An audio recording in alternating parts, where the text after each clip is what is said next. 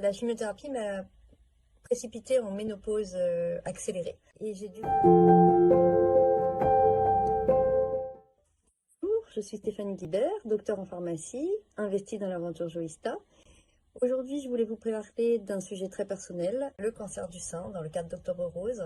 Cette maladie m'a été diagnostiquée l'année dernière, en juillet 2023.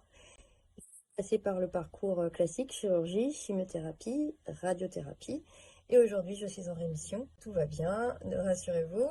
Et je voulais vous parler de ça car la chimiothérapie m'a précipitée en ménopause accélérée. Et j'ai dû faire face à tous les inconvénients de la ménopause, en particulier les bouffées de chaleur qui étaient vraiment pas évidentes à gérer, avec des méthodes naturelles, car vous le savez peut-être, il faut faire très attention à ce qu'on prend en complément alimentaire quand on est en cancer du sein et d'une manière générale de toute façon, et éviter les phytoestrogènes. Je vous en cite deux connus, la sauge et l'actagrape qu'on retrouve très fréquemment. Pour moi, c'était pas évident, j'avais pas le droit à grand chose pendant mes traitements. J'ai vraiment eu recours aux méthodes on ne peut plus naturelles, à commencer par le sport. Capital, indispensable, salvateur, que je faisais le plus possible, à mon rythme parfois évidemment, mais ça apporte tellement et sur tellement de domaines. La deuxième chose, là aussi évidente, l'alimentation. Essayer de manger sain, équilibré, pas trop riche, pas trop gras.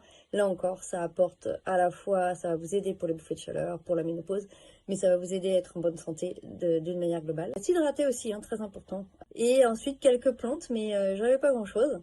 Donc c'est bien pour ça qu'avec Joista, on essaye de formuler des choses, des compléments alimentaires, des aides, vous verrez ça, qui puissent être utilisables dans tous les cas de figure, quel que soit vos traitements.